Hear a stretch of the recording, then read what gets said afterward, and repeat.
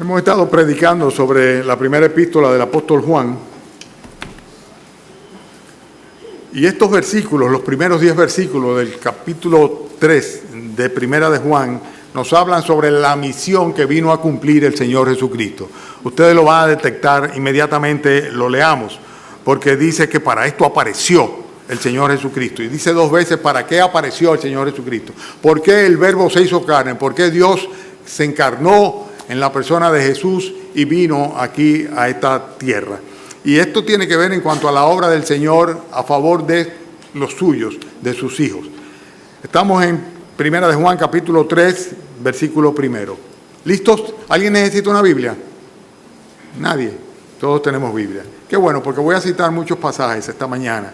Por si alguno de ustedes quiere irlo buscando, pues lo va buscando al mismo tiempo y confirmando. Mirad cuál amor nos ha dado el Padre para que seamos llamados hijos de Dios. Por esto el mundo no nos conoce, porque no le conoció a Él. Amados, ahora somos hijos de Dios y aún no se ha manifestado lo que hemos de ser. Pero sabemos que cuando Él se manifieste, seremos semejantes a Él, porque le veremos tal como es Él. Y todo aquel que tiene esta esperanza en Él, se purifica a sí mismo, así como Él es puro. Todo aquel que comete pecado infringe también la ley, pues el pecado es infracción de la ley. Y sabéis que Él apareció para quitar nuestros pecados, y no hay pecado en Él. Todo aquel que permanece en Él no peca. Todo aquel que peca no le ha visto ni le ha conocido. Hijitos, nadie os engañe. El que hace justicia es justo como Él es justo. El que practica el pecado es del diablo. Por esto el diablo peca desde el principio. Para esto apareció el Hijo de Dios, para deshacer las obras del diablo. Y todo aquel que es nacido de Dios no practica el pecado, porque la simiente de Dios permanece en él y no puede pecar porque es nacido de Dios. En esto se manifiestan los hijos de Dios y los hijos del diablo. Todo aquel que no hace justicia y no ama a su hermano no es de Dios. La misión de nuestro Señor Jesucristo. Versículo 5, sabéis que para esto apareció. Dice, sabéis que Él apareció para quitar nuestros pecados. Versículo 8, para esto apareció el Hijo de Dios para deshacer las obras del diablo. El primer motivo, sin lugar a duda, tiene que ser para, lo dice de una manera muy clara, para purificar a los suyos, o sea, para quitar nuestros pecados. ¿Qué es lo que sucede? Que realmente el pecado se convierte en un estorbo entre la comunión de un Dios que es santo y un pecador. Un pecador que va en camino a condenación y que por naturaleza rechaza lo que es la demanda de nuestro Dios. Consecuentemente, el pecado es un estorbo porque nos convierte en infractores completamente. Versículo 4 lo dice muy claro. Todo aquel que comete pecado infringe también la ley, pues el pecado es infracción de la ley. Y como todos nosotros hemos pecado, todos nosotros somos infractores de la ley de Dios, de la ley divina. En otras palabras, le hemos dicho a Dios, no me importa lo que tú digas, no me importa lo que tú creas, no le importa quién tú seas. No, yo he hecho lo que a mí bien me parece, independientemente de lo que tú hayas estipulado o dejado escrito y haber legado a nosotros como algo a obedecer, su ley, sus mandamientos. Entonces, el primer problema que vemos con el pecado es ese, que nos convierte en infractores, y si somos infractores, entonces somos culpables, y si somos culpables debemos pagar por esa culpa, y sabemos cuál es la paga del pecado. ¿Cuál es la paga del pecado? La muerte y la condenación. Entonces, ese es el problema. Cristo vino para precisamente purificar a los que son parte de su pueblo, quitar de nuestros pecados. Y es que el pecado nos impide esa relación con un Dios que es santo y que es puro. Todo aquel, dice el versículo 3, todo aquel que tiene esta esperanza en Él, que dice, se purifica a sí mismo. ¿Lo ven? ¿Lo leen? Dice, se purifica a sí mismo, así como Él es, ¿qué? Él es puro, Él es un Dios santo y puro. Versículo 5, sabéis que Él apareció para quitar nuestros pecados. ¿Y qué dice luego? Y no hay pecado en Él. Consecuentemente, el pecado es un gran estorbo. Y la consecuencia de la realidad del pecado en nuestras vidas es que nos excluye completamente de la familia de Dios. Aquí el texto habla claramente sobre una familia de Dios, los que son hijos de Dios y aquellos que no son parte de la familia de Dios, a los cuales le llama hijos del diablo. Y vamos a hablar bastante sobre esto. Pero fíjense en el versículo 6 lo que dice. Dice, todo aquel que permanece en Él, ¿qué dice? No peca. Tú dirás, bueno, entonces un cristiano no peca. Bueno, un cristiano no vive en el pecado, no permanece en el pecado, permanece en Cristo, no permanece en el pecado absolutamente, porque el que permanece en el pecado, dice, no le ha visto ni no ha conocido al Señor. Por eso dice el versículo 8, ahí mismo en el texto que tenemos, el que practica el pecado, ¿es de quién? Es del diablo. El diablo peca desde el principio, es del diablo. Entonces tenemos una gran diferencia entre aquellos que realmente pues hemos sido, por así decirlo, y voy a abundar más sobre esto también en breve, hemos sido purificados, lavados de nuestros pecados, hemos sido excluidos, ¿verdad?, de nuestra condición de pecador, y un pecador que sencillamente no puede hacer nada para rechazar el pecado, porque el pecado es parte de su modus vivendi, de su forma de vida. Y por la misericordia del Señor, el Señor ha quitado el pecado de nosotros. Y lo vemos nosotros claramente como una obra divina en un ser humano que no merece esto, pero que sencillamente Cristo apareció precisamente para hacer esto a nuestro favor, purificarnos de nuestros pecados. Fíjense cómo la Biblia habla en muchísimos pasajes sobre la pureza que viene como consecuencia del hecho de ser parte de los suyos, de los hijos de Dios, de los que son parte de la familia de Dios. Por ejemplo, en el 1 de Juan, capítulo 1, ahí un poquito antes, una página anterior, podemos ver los versículos 6 y 7, que dice el apóstol Juan acá, inspirado por el Espíritu Santo, si decimos que tenemos comunión con Él y andamos en tinieblas, mentimos y no practicamos la verdad. Pero si andamos en luz como Él está en luz, tenemos comunión unos con otros. ¿Y qué dice luego? Y la sangre de su Hijo Jesucristo nos limpia de algunos pecados, dice. ¿Qué dice? De todo pecado. O sea, tenemos perdón de pecado, tenemos limpieza de pecado por el sacrificio de Cristo derramando su sangre en la cruz.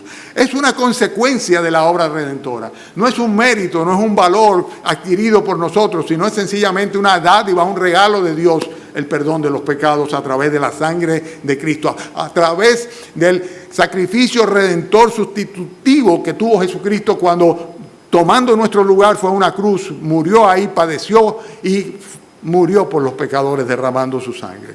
Fíjense que también es una consecuencia del hecho de que Dios nos da una nueva naturaleza. Somos puros, ¿por qué? Porque sencillamente el Señor permite que no tengamos que vivir esclavos del pecado, porque el pecado esclaviza, es como una droga.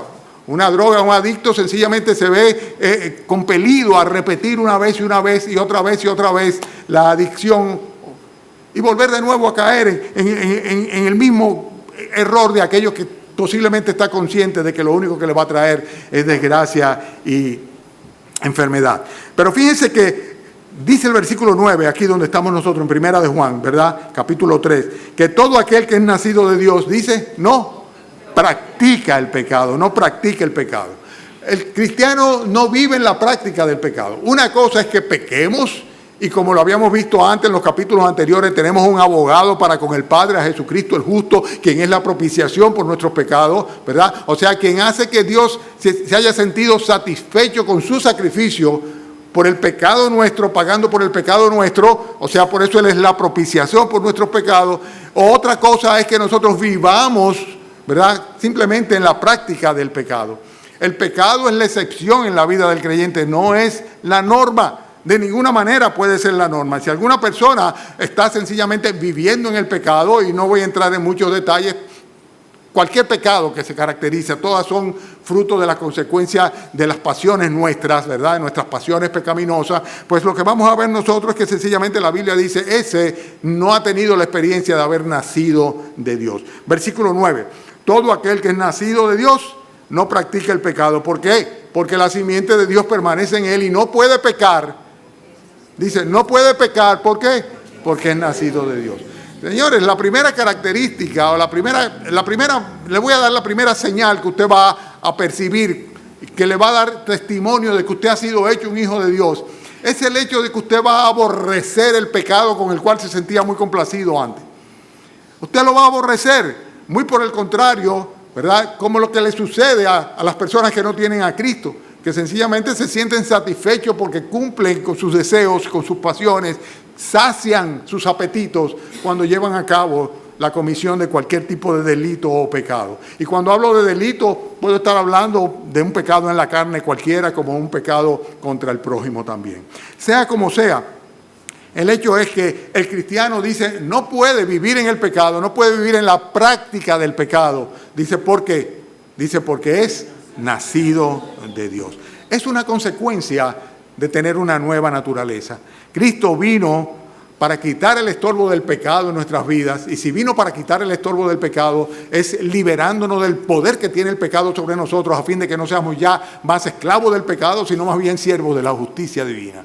O sea, si servimos a alguien, servimos a Dios, y si vivimos, vivimos para Dios y por Dios. Consecuentemente, todo aquel que es nacido de Dios no practica el pecado. Si tu vida no ha cambiado desde que tú dices que recibiste a Cristo, sencillamente quiero darte muy malas noticias.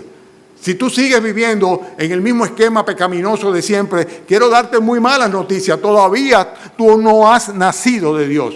Todavía tú no has nacido de Dios. Eres un hombre o una mujer natural, tal cual viniste al mundo, cargado de pecados y camino a condenación necesariamente, porque es una consecuencia natural que Dios, un Dios justo, pues sencillamente castigue aparte de sí, en su santidad, aquel pecador no arrepentido. Sin embargo, Cristo vino precisamente para quitar esos pecados. Y quitando esos pecados, permitirnos tener una comunión y una relación directa con Él. Esa es la obra del Señor Jesucristo. Él vino a purificar a los suyos. Y la pureza de los suyos es una consecuencia, en primer lugar, de su obra en la cruz del Calvario. En segundo lugar, por el hecho de que nos da una nueva naturaleza. Y en tercer lugar, porque sencillamente su obra de redención es una manifestación de su gracia y de su misericordia. Hay un texto precioso que está en Tito capítulo 2, versículo 11. Si ustedes quieren, búsquenlo. Tito capítulo 2, versículo 11. Así nos vamos acostumbrando a manejar rápido la palabra de Dios. En Tito capítulo 2, versículo 11, dice la Biblia, porque la gracia de Dios se ha manifestado para salvación a todos los hombres, enseñándonos que, renunciando a la iniquidad y a los deseos mundanos, vivamos en este siglo sobria, justa y piadosamente, aguardando la esperanza bienaventurada y la manifestación gloriosa de nuestro gran Dios y Salvador Jesucristo, quien, versículo 14, Tito 2, 14, quien se dio, nuestro Señor, nuestro gran Dios y Salvador Jesucristo, quien se dio a sí mismo por nosotros para redimirnos de toda iniquidad y purificar para sí un pueblo propio celoso de buenas obras. Esto es precisamente lo que hizo el Señor Jesucristo. Él vino para redimirnos de toda iniquidad. Sencillamente quitarnos, borrar esta terrible cuenta de pecado de nosotros, pagar por ella y sencillamente crear para sí, purificar para sí a un pueblo propio que lo que está es celoso no de pecar, deseoso no de pecar, sino de el bien obrar, el buen obrar. Entonces estamos viendo lo que tiene que ver con la misión de nuestro Señor Jesucristo. El primero de los versículos al cual hacía yo referencia está en el versículo primero. Primera de Juan, capítulo 3, versículo 5, ¿verdad? Primera de Juan, capítulo 3, versículo 5. ¿Para qué Él apareció? Dice, para quitar nuestros pecados. Y es interesante porque no habla de reenviar ni de posponer el juicio del pecado. Habla de lavar, limpiar, quitar de en medio el obstáculo, el impedimento, el estorbo para que podamos tener comunión con Dios. Él lo quita.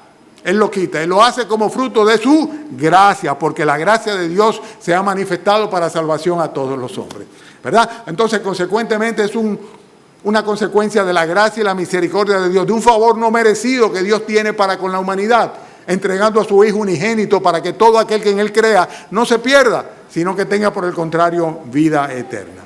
Ahora bien, la otra parte está en el versículo, lo refiere el versículo 8, cuando dice para qué también apareció el Señor Jesucristo. Y dice en el versículo 8, para esto apareció el Hijo de Dios. ¿Para qué dice? Para deshacer las obras del diablo. Para deshacer las obras del diablo. Bien. ¿Cuáles son las obras del diablo? ¿Cuáles son las obras del diablo? En primer lugar, el mantener a los hombres bajo servidumbre mediante el temor a la muerte. Sabemos, ¿verdad?, que el diablo esclaviza. Esclaviza. Y todo ser humano tiene conciencia de que su vida es temporal sobre esta tierra. Y el hecho de tú tener el temor a que te vas a morir un día, lo utiliza Satanás una vez y otra vez y otra vez. Hebreos capítulo 2, versículo 14 dice: por cuanto los hijos participaron de carne y sangre, hablando de Cristo, Él también participó de lo mismo, pero con un propósito muy particular. Él se hizo hombre para destruir por medio de la muerte al que tenía el imperio de la muerte. Esto es al diablo. Eso es lo que dice Hebreos capítulo 2. Y dice: y librar a todos los que por el temor a la muerte estaban durante toda la vida sujetos a esclavitud o sujetos a servidumbre. La primera cosa que hace el Señor es, al deshacer las obras del diablo, es quitar al ser humano el temor a la muerte. ¿Por qué? Porque ya la muerte no se va a poder enseñorear más de nosotros. ¿Por qué? Porque no tenemos por qué temer, porque sabemos que el diablo no tiene poder para condenarnos. Y esto es fundamental. La libertad que viene como consecuencia de sabernos bajo el amparo de nuestro Redentor y nuestro Salvador. La obra del diablo es mantener a las personas bajo temor, bajo esclavitud, en miedo, ¿verdad? Pero el creyente no tiene por qué temer, no tiene por qué temer, porque sabe en quién ha creído y sabe que es sumamente poderoso, es todopoderoso para guardar el depósito de su fe hasta el día en que se encuentre con Él en la presencia de Él en el cielo. Hermanos, las obras del diablo consisten en tentar a los hombres para que, a causa de la concupiscencia que es propia en cada ser humano, pues pequen contra de Dios. Y el diablo precisamente hace esto. En 1 Tesalonicenses capítulo 3, versículo 5, el apóstol Pablo le escribe a los tesalonicenses y les dice que él le había escrito y le había enviado de manera tal de que había enviado a uno de sus siervos, no recuerdo si fue Timoteo o Tito o cuál de ellos, con el propósito precisamente de asegurarse de que no les hubiese tentado el tentador y que el trabajo que él había hecho allá en la iglesia en Tesalónica hubiera resultado en vano. ¿Por qué? Porque el propósito del diablo fundamentalmente es actuar a través de nuestros deseos pecaminosos, ofreciendo la oportunidad de rebelarnos contra Dios en una tentación. El diablo obra y Cristo vino para deshacer las obras del diablo. Y la primera cosa es mantener a los hombres bajo servidumbre por el temor a la muerte, pero el cristiano no tiene por qué temer a la muerte. La segunda cosa es precisamente tentar a los hombres de una manera regular para que por su propia naturaleza conspicua pequen contra de Dios. La Biblia dice que Dios no puede ser tentado por el mal, ni Él tienta a nadie, sino que cada uno de nosotros es tentado cuando de nuestra propia naturaleza conspicua, o sea, nuestra propia concupiscencia, somos atraídos y seducidos. Y el diablo lo sabe. Entonces, ¿qué es lo que hace? Él sabe cuáles son nuestras debilidades en la carne y las pone por delante de nosotros. En el caso de los hombres del mundo, pues sencillamente es un trabajo en el cual está todo un sistema al cual hacíamos referencia unas semanas anteriores, ¿verdad? El cosmos, ¿verdad? Que está al servicio de Satanás y que precisamente lo utiliza para mantener a los hombres bajo el pecado. Las obras del diablo incluyen también, sin lugar a duda, consiste en obstaculizar el establecimiento del reino de Dios. Yo quiero que vayan conmigo a 2 Tesalonicenses capítulo 2. Y ahí les voy a enseñar un texto que hace referencia de cómo el diablo actúa precisamente. E inclusive hace referencia a lo que va a suceder también en los tiempos del fin, ¿verdad? Cuando precisamente él va a manifestarse a través de lo que le llama el misterio de la iniquidad, ¿verdad? O sea, cometiendo abominación en contra del Señor. Lo tienen, capítulo 2 de 2 Tesalonicenses. ¿Lo tienen? No sean haraganes, búsquenlo, ¿verdad? Versículo primero. Son 10 versículos, por eso les digo que lo busquen, porque yo mismo no los puedo memorizar. Y seguramente ustedes no lo van a retener a menos que lo lean. Pero fíjense, estamos hablando ahora de que el Señor Jesucristo vino para deshacer las obras del diablo. Y las obras del diablo es lo que estamos analizando. En primer lugar, es mantener a los hombres bajo servidumbre mediante el temor a la muerte. El segundo punto, tentar a los hombres para que a causa de su propia concupiscencia pequen en contra de Dios. Y el tercero, obstaculizar el establecimiento del reino de Dios en este mundo. Capítulo 2 de Segunda de Tesalonicenses, versículo 1. Pero con respecto a la venida de nuestro Señor Jesucristo y nuestra reunión con Él, o sea, cuando el Señor venga a establecer su reino, os rogamos, hermanos, que no os dejéis mover fácilmente de vuestro modo de pensar, ni os conturbéis ni por espíritu, ni por palabra, ni por carta, como si fuera nuestra, en el sentido de que el día del Señor está cerca. Nadie os engañe en ninguna manera, porque no vendrá sin que antes venga la apostasía, se manifieste el hombre de pecado, el hijo de perdición. Ok, dice que va a venir un hombre de pecado, un hijo de perdición, está haciendo referencia aquí al anticristo, ¿verdad? Pero fíjense lo que dice luego. Dice que este anticristo se opone y se levanta contra todo lo que se llama Dios y es objeto de culto, tanto que se siente en el templo de Dios como Dios, haciéndose pasar por Dios. ¿No os acordáis que cuando yo estaba todavía con vosotros decía esto? Pero fíjense el versículo 6 en adelante, qué interesante. Dice, y ahora vosotros sabéis lo que lo detiene. Para esto apareció el Hijo de Dios, para deshacer las obras del diablo, ¿verdad? Y dice, y ahora vosotros sabéis lo que lo detiene a fin de que a su debido tiempo se manifieste. Porque ya está en acción, ¿ok? Está hablando el apóstol Pablo a los tesalonicenses, al principio de la era cristiana. Dice, ya está en acción el misterio de la iniquidad. Solo que hay quien al presente lo detiene hasta que él a su vez se ha quitado del medio. Probablemente está hablando, haciendo una referencia al Espíritu Santo, ¿verdad? Que está en la iglesia, en los creyentes. Pero el énfasis está en lo siguiente, dice versículo 8. Y entonces se manifestará aquel inicuo, hablando del anticristo, a quien el Señor matará con el espíritu de su boca y destruirá con el resplandor de su venida. Y en el versículo 9 está la clave. Dice que ese inicuo, dice, cuyo advenimiento es ¿por quién?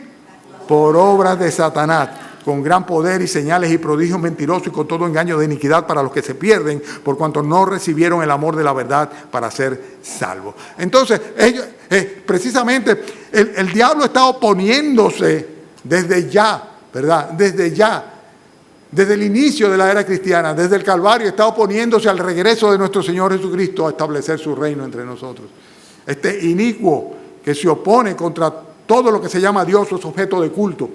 Este inicuo que se sienta en el lugar de Dios y se quiere hacer pasar por Dios también.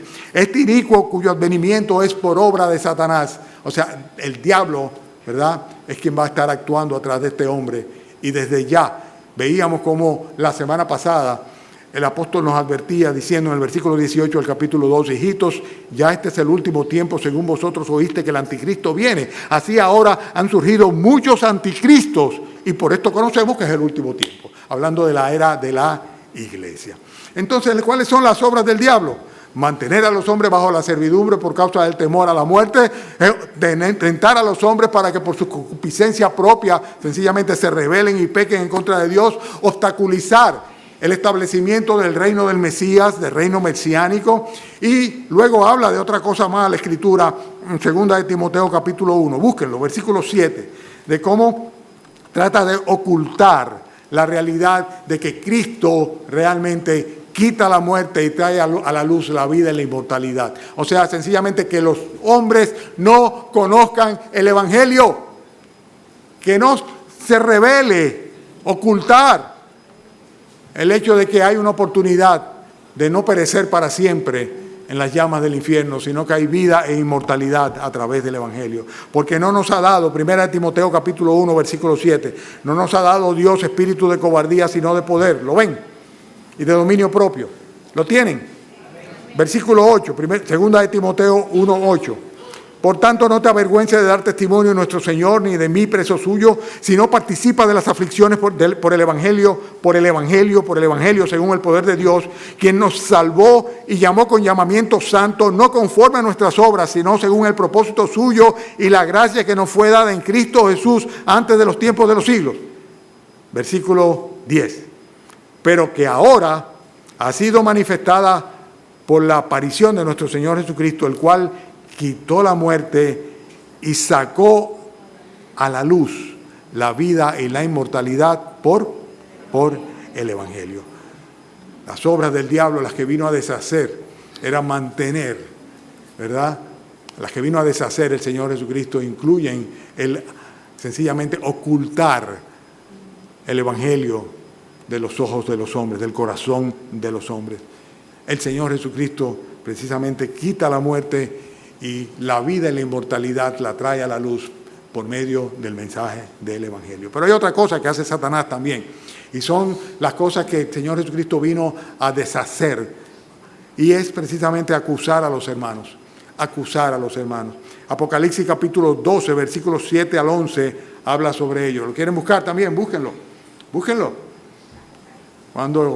Búsquenlo. Hay algunos que ni se mueven, se quedan ahí abobados, con cara de abobado, ¿verdad? Y ni se mueven. Búsquenlo, no sean haraganes.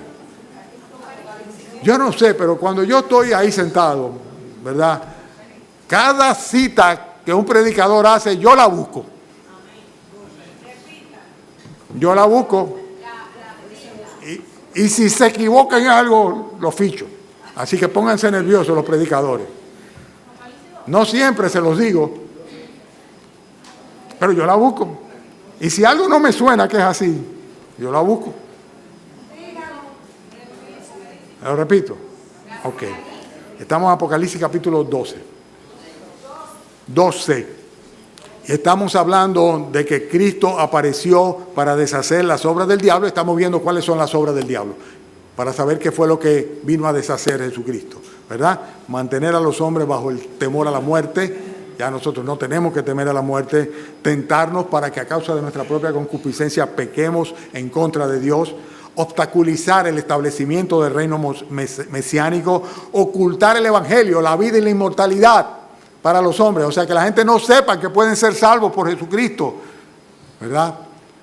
Y ahora estamos viendo el punto 5, que es acusar a los hermanos para neutralizarlos. Y esto pasa muchísimo. Y a veces el diablo utiliza las personas más cercanas a nosotros, nuestro esposo, nuestra esposa, nuestros cónyuges, nuestros hijos, nuestros padres, amigos, queridos, etcétera, etcétera, para de alguna manera instrumentalizarlos a fin de que el cristiano sencillamente se cierre la boca, se recoja, se encoja y no haga absolutamente nada. ¿Por qué? Porque dice, pero tú no di que tú eres cristiano. Si tú eres cristiano, ¿verdad? Apocalipsis 12, versículo 7. Después hubo una gran batalla en el cielo. Miguel y sus ángeles luchaban contra el dragón. El dragón es Satanás, ¿verdad? Y luchaban el dragón y sus ángeles. Sus ángeles son los demonios. Pero no prevalecieron ni se halló lugar para ellos en el cielo. Y fue lanzado fuera el gran dragón, la serpiente antigua que se llama Diablo y Satanás, el cual engaña al mundo entero. ¿Ok? Engaña al mundo entero. Fue arrojado a la tierra y sus ángeles fueron arrojados con él. Esto fue lo que sucedió. Por eso fue echado Satanás del reino, del trono de Dios, de ser un querubín protector del trono de Dios. Entonces, ¿estoy en qué versículo? 10. Entonces oí una gran voz del cielo que decía: ahora ha venido la salvación, el poder y el reino de nuestro Dios y la autoridad de su Cristo, porque ha sido lanzado fuera el acusador de nuestros hermanos. El acusador de nuestros hermanos, el que los acusaba delante de nuestro Dios día y noche. Y ellos le han vencido, o sea, los hermanos, los que son acusados, por medio de la sangre del Cordero y de la palabra del testimonio de ellos, y menospreciaron sus vidas hasta la muerte. Por lo cual, alegraos cielo y los que moráis en ellos, hay de los moradores de la tierra y del mar, porque el diablo ha descendido a vosotros con gran ira, sabiendo que tiene poco tiempo. Es interesante porque es una profecía en dos tiempos completamente distintos, ¿verdad? En dos tiempos completamente distintos. Evidentemente, el primer tiempo está hablando de antes de la caída del hombre en el huerto del Edén, ¿verdad? Porque Satanás todavía estaba en el cielo y entonces fue echado a esta tierra. Y la última parte tiene que ver con lo que va a suceder al final de los tiempos. El hecho es que precisamente eso es lo que ha sido siempre, un acusador. ¿Y cómo nos acusa Satanás? Bueno, a nosotros mismos. Nos dice, pero ven acá, tú eres cristiano, tú ni conoces la Biblia. O tú eres cristiano, pero mira, fulanito te pasó por el lado y tú ni le diste testimonio. Es más, te avergonzaste, porque tú pudiste haber dicho, no, yo no estoy de acuerdo porque mis principios bíblicos. Recientemente, el grupo de compañeros que nos graduamos en el colegio en el 1967, o sea, hace muchísimos años, ¿verdad? Inició un chat y pusieron los teléfonos de todo el mundo, ¿verdad? Con una advertencia. La advertencia que no se use ni para pornografía, ¿verdad? Para mandar cosas obscenas ni inmorales, que no se use para hablar de política y que no se use para hablar de religión. Bueno, yo le pregunté al que hizo el chat, le digo yo no puedo hablar de mi fe porque si es así, bórrame. Entonces me dijo, no, se trata no de que tú hables. Yo dije, si yo no puedo decir lo que la palabra de Dios dice y no puedo hablar de ello, bórrame del chat, le dije. Fui muy categórico, lo hice a propósito, ¿verdad? Me dijo, no, es para evitar que manden cadenas de esas de oren por esto y oren por aquello. Y que yo digo, si es así está bien, entonces déjame. Porque lo llamé inmediatamente, ¿verdad? O sea, ¿cómo va a ser que yo calle mi boca? Todo lo demás que puedan poner en el chat no me importa. Todo lo demás es temporal, todo es condicional, incluyendo lo que está pasando en Australia con los fuegos, ¿verdad? Y la destrucción, que es una pena, pero manifiesta el poderío del Señor, porque solamente el Señor puede detener lo que está sucediendo allá, e incluyendo lo que eventualmente pueda pasar como consecuencia del conflicto con Irak, o cualquier evento que se presente en el futuro. Dios es soberano, ¿verdad? Lo importante realmente es lo que la palabra de Dios dice, y lo que la palabra de Dios ha profetizado, y lo que Dios nos enseña, que espera y que ha hecho por nosotros a través de su palabra. Y ahora estamos hablando de cómo el Señor apareció para deshacer las obras de Satanás, y parte de las obras de Satanás es precisamente el acusar al creyente. Acuérdense cómo lo trató de hacer con Job, ¿verdad? No le salió bien, porque el Señor había determinado, ¿verdad?, simplemente poner a prueba a Job, y terminó recompensando la fidelidad de Job. Finalmente, ¿cuál es el propósito o la obra de Satanás? Pues sencillamente lo podemos resumir en una sola palabra: arrastrar a los hombres al infierno. El diablo trata por todos los medios de que así como tú viniste al mundo con una naturaleza pecaminosa que te lleva al pecado y te aparta de Dios, así tú mueras también. Y que sean los años que sea que tú pases aquí, tú sigas sencillamente tan campante como aquel Juancito caminador, ¿verdad? Sencillamente camino a condenación. Y en el interín, pues que tú sencillamente te distraigas en cualquier tipo de satisfacción a tus apetitos y deseos, a fin de que no pienses ni tomes en cuenta el mensaje del Evangelio de salvación, la vida y la inmortalidad que el Señor te ofrece. Dios vino precisamente, como dice aquí, con el propósito de deshacer las obras del diablo. Y lo que hace el Señor es que pone un escudo protector alrededor de los que son suyos. Si tú eres del Señor, tienes esa protección. Versículo 1 habla sobre esto cuando dice de qué se trata. Dice, mirad, estamos en 3:1, mirad cuál amor nos ha dado el Padre para que seamos, ¿qué dice? Llamados hijos de Dios. Y fíjense qué interesante. En el último versículo 10, ¿qué dice? En esto se manifiestan los hijos de Dios. ¿Y qué dice luego? Y los hijos del diablo. En otras palabras, hay hijos de Dios y hay hijos del diablo. Algunos de ustedes dirán, bueno, qué fuerte es esto. Bueno, es lo que la Biblia dice. Es lo que la Biblia dice. Y ser un hijo del diablo es un común denominador para todo ser humano simplemente por el hecho de haber nacido en este mundo. La Biblia les llama hijos de ira, porque la ira de Dios ha de derramarse sobre ellos en su condición de pecadores que son. La Biblia les llama hijos de Adán, y como Adán pecó y con el pecado de Adán vino la muerte y la condenación, pues también este pecado traspasó a todos los hombres, por cuanto todos nosotros somos pecadores, ¿verdad? Y la muerte es lo que nos espera, y con la muerte estoy hablando de la separación de Dios y la condenación eterna. Sin embargo, los hijos de Dios son aquellos que, como dice el primer versículo aquí, mirad cuál amor nos ha dado el Padre para que seamos llamados hijos de Dios. Los hijos de Dios tienen el privilegio, el enorme privilegio de haber sido amados por el Señor. Han recibido el amor de Dios. Efesios capítulo 2, no lo busquen, lo voy a leer, pero atiendan bien lo que dice. Dice Efesios 2, hablándole a los creyentes de Éfeso, dice, Él os dio vida a vosotros cuando estabais muertos en vuestros delitos y pecados, en los cuales anduvisteis en otro tiempo, siguiendo la corriente de este mundo, conforme al príncipe de la potestad del aire, el espíritu que ahora opera en los hijos de desobediencia, entre los cuales también todos nosotros vivimos en otro tiempo, en los deseos de nuestra carne, haciendo la voluntad de la carne y de los pensamientos, y éramos por naturaleza hijos de ira, lo mismo que los demás.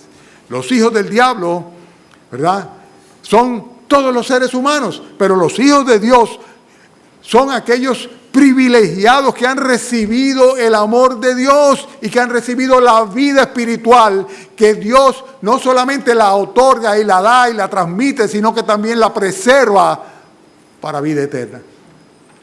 El hijo del diablo es amado y es popular en el mundo, pero sin embargo, el hijo de Dios es desconocido por el mundo. Fíjense cómo dice el primer versículo, cuando dice: ¿cuál amor nos ha dado el Padre para que seamos llamados hijos de Dios? ¿Qué dice luego? El versículo primero. Dice: por esto, ¿el mundo qué? No nos conoce. En otras palabras, nos rechaza, o sea, nos desconoce, nos ignora, ¿verdad? ¿Por qué? Porque tampoco conoció a Él. ¿Lo ven como lo dice el versículo 3? O sea que el hijo del diablo, ¿verdad?, es popular en el mundo, ¿verdad? Pero el hijo de Dios, todo lo contrario, es ignorado, desconocido por el mundo. El hijo del diablo vive en el pecado, sigue en el pecado. Versículo 8, el que practica el pecado es ¿de quién? Del diablo. Vayan rápido conmigo, si no, no se van a ir de aquí por ahora. ¿Ok? El que practica el pecado es ¿de quién? Del diablo, porque el diablo peca desde siempre, desde el principio. Pero luego dice en el versículo 9, todo aquel que es nacido de Dios no practica el pecado porque la simiente de Dios permanece en él. Y dice, y no puede pecar porque es nacido ¿de quién? Nacido de Dios. Entonces, consecuentemente, hay un contraste grande. El hijo del diablo vive en el pecado, permanece en el pecado, sigue en el pecado. Sin embargo, en el creyente no hay una práctica pecaminosa. Podrá caer en el pecado, pero no vive en el pecado.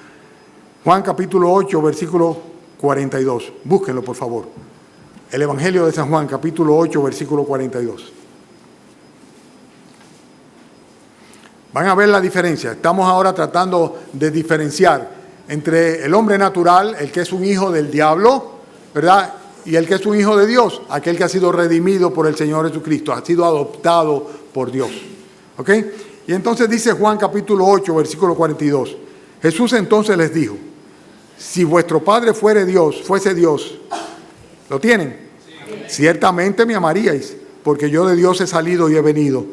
Pues no he venido de mí mismo, sino que Él me envió. ¿Por qué no entendéis mi lenguaje? ¿Por qué no podéis escuchar mi palabra?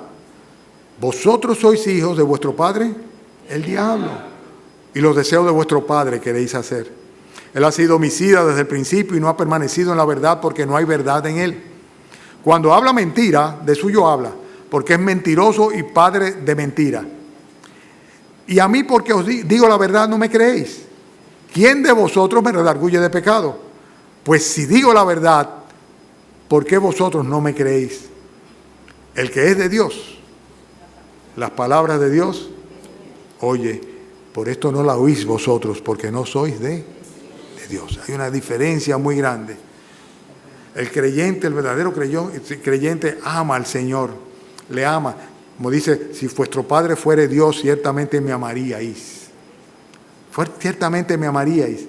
El verdadero creyente oye la palabra de Dios, la ama y la entiende. Como les dice acá, ¿por qué no entendéis mi lenguaje? ¿Por qué no pueden escuchar mi palabra? Le decía el Señor Jesucristo a estos impíos fariseos, ¿verdad? Y luego entonces, al final, dice muy claramente, dice, vosotros sois, versículo 44, vosotros sois de vuestro padre el diablo. El diablo. Porque las pasiones, los deseos pecaminosos son los que están primando en la vida del hombre natural, de la mujer natural. El hijo del diablo está cautivo. Segunda de Timoteo, capítulo 2, versículo 24. Dice, el siervo del Señor no debe ser contencioso, sino amable para con todos, apto para enseñar, sufrido. Que con mansedumbre corrija a los que se oponen, por si quizás Dios le conceda que se arrepientan para conocer la verdad y escapen del lazo del diablo en que están cautivos haciendo la voluntad de Él. En otras palabras, Dios tiene cautivo a la voluntad del incrédulo, del hijo del diablo. Dije Dios, Satanás tiene cautivo la voluntad de los que son hijos de Él.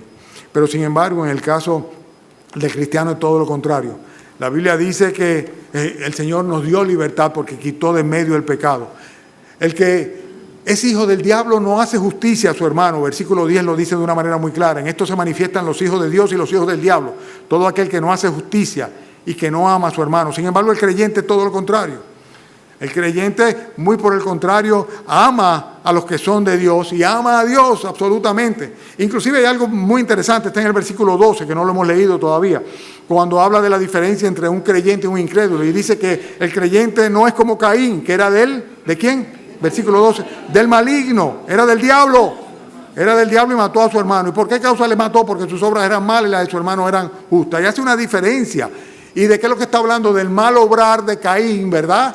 Era del diablo. Y por el contrario, Abel, que es declarado justo. Las obras, el buen obrar de Abel hacía que Dios lo declarara justo.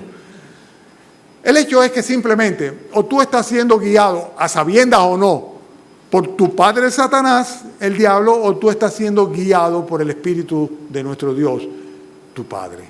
Una de las dos. Y ¿saben una cosa? Todos los que estamos aquí estamos de un lado o en el otro, o en la familia de Dios o en la familia del diablo. Ahora no salgas allá afuera y te encuentres con el mayor de los pecadores y le preguntes y dice, no, yo soy de Dios, yo no soy del diablo, yo creo en Dios. Yo creo en Dios, no. Sin embargo, hay una gran diferencia. El que es hijo de Dios, el Espíritu Santo permanece en él, le resguarda y no puede vivir en el pecado. No puede,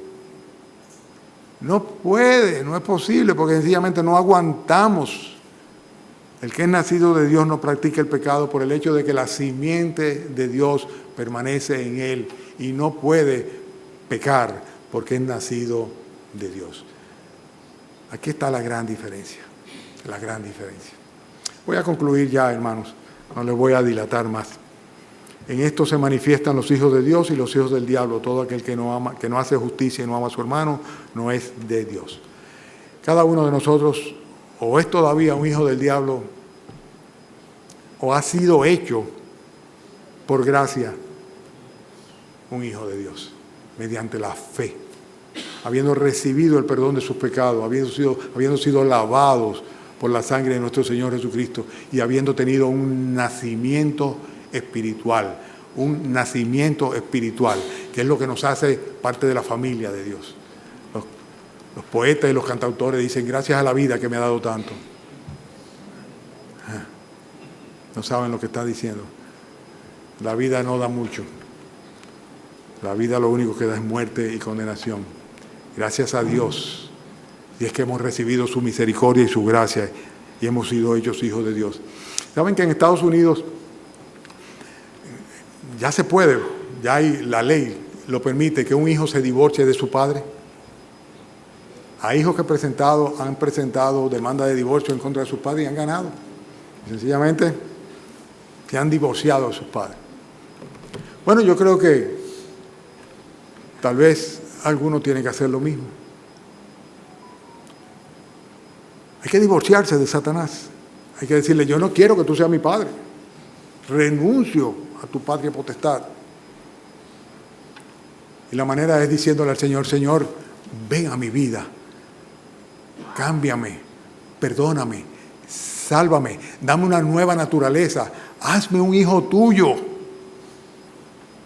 Para eso viniste, para eso apareciste, Señor, para deshacer todo lo que el diablo haya hecho en mi vida, con mi vida, y para hacernos parte de la familia tuya.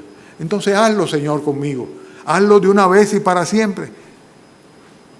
Lo dice claramente el versículo 18, que Cristo deshace las obras del diablo y que aquellos, dice Primera de Juan capítulo 1, versículo 11, a los que creen en Él le da la potestad, el derecho de ser hechos hijos de Dios. Pasar de ser una simple criatura en camino de condenación, hijos del diablo, a ser un hijo de Dios en camino hacia la gloria. ¿Qué diferencia? Con la presencia y la permanencia del Espíritu Santo y la guianza del Espíritu Santo en nuestros corazones, en nuestras vidas, en nuestras mentes, en todo nuestro ser, hasta el día en que nos encontremos con Él cara a cara. Esa es la esperanza que hay entre nosotros, en que le veremos tal cual Él es. Yo no sé si tú tienes esa esperanza, pero en el interín, si no la tienes, es bueno que sepa que para eso fue que apareció el Señor Jesucristo, para quitar de en medio el pecado, para deshacer las obras de Satanás y para traerte vida e inmortalidad a través del Evangelio. Recibe a Jesucristo en tu corazón. ¿Qué mejor manera de comenzar el año? Naciendo de nuevo, una nueva vida, con nuevos propósitos, ¿verdad? ¿Qué mejor manera de comenzar el año? Vamos a inclinar los rostros y vamos a orar. Así le damos la oportunidad a aquella que haya reflexionado sobre esto, a fin de que acuda a los pies del Calvario, a los pies de Jesucristo, y le pida al Señor de todo corazón el perdón por sus pecados, pero más allá del perdón, la entrada en su familia, que venga a ser su Padre. Qué mejor manera de comenzar el año. Padre Celestial, damos gracias esta mañana porque hemos comenzado anunciando tu misericordia y tu gracia, Señor, a través del sacrificio de Cristo en la cruz. Y cómo, Señor, tú puedes otorgarnos el derecho de ser hechos hijos tuyos solamente mediante la fe, a causa de que ya la obra redentora ha sido hecha. Te ruego, mi Señor, que este año esta iglesia se llene de almas arrepentidas, redimidas, perdonadas, de personas que disfruten, Señor, de tu palabra, de tu comunión y de la comunión con los hermanos. Que este año, Señor, tú llenes esta iglesia de personas consagradas a ti, Señor, que no estén buscando el reconocimiento humano ni necesiten, Señor, el estímulo de los hombres, sino que dependiendo de ti para agradarte a ti, Señor, se consagren en un servicio constante y en esta manera, Señor, esperen tu venida. Quiero rogarte, Señor, que le des a cada maestro, a cada maestra, Señor, la capacidad de presentar con sencillez y claridad el Evangelio glorioso de nuestro Señor Jesucristo, para que cada niño, Señor, tenga la oportunidad, Señor, y más que la oportunidad, tu gracia, Padre, para ser rescatado de las garras del mundo de Satanás y ser hecho desde pequeñito, Señor, parte de tu familia por medio de la fe. Quiero rogarte, Señor, que tú permitas, Padre, que los jóvenes, Señor, sean valientes y que tomen, Señor, por así decirlo, la iniciativa, Señor, y más que la iniciativa, el motor del evangelismo de esta congregación, Señor. Que permitas, Padre, que los que somos, Señor, ya adultos, padres de familia, podamos tener, Señor, un testimonio tan claro y tan estable, Señor, que en sí mismo tú lo utilices para influenciar sobre otros en cuanto a la seriedad del pecado y en cuanto al compromiso, Señor, que debemos asumir contigo. Quiero rogarte, Señor, porque completes las familias, que tú bien sabes, Señor, porque nos los ha dejado ver, que son muchas las familias en que solamente alguno de ellos es creyente y que los otros no, Señor. Y queremos rogarte, Padre, para que tú salves a los que amamos, que son parte de nuestra familia, Señor, y que no son tuyos, Señor, que siguen siendo hijos del diablo y que tienen el conflicto dentro del hogar entre establecer tu voluntad para regirlo o seguir, Señor, siguiendo la corriente de este mundo. Quiero esta mañana, Señor, pedirte que tu misericordia, tu gracia y tu poder repose sobre cada hermano y cada hermana, Señor, sobre cada joven, varón o hembra, Señor, a fin de que pueda rechazar el pecado, vencer sobre el maligno, Señor. Y con esto, Padre, pues sencillamente exaltar tu gracia y tu misericordia. Padre, gracias por permitirnos estar vivos en este momento en que cada día más, Señor, estamos expectantes para tu venida, Señor, tu regreso. Queremos pedirte, Señor, si es tu voluntad, que vengas por nosotros este año, Señor. Y si no, que nos ayudes a estar fieles con nuestras lámparas, Señor, encendidas, velando, Padre, consagrados y comprometidos en tu obra, en esta iglesia local y en este país, Señor. Ayúdanos, Señor, porque solamente tú puedes hacer la diferencia entre lo que nos hemos vuelto como país y lo que, Señor, estamos llamados a hacer como ciudadanos del reino de los cielos.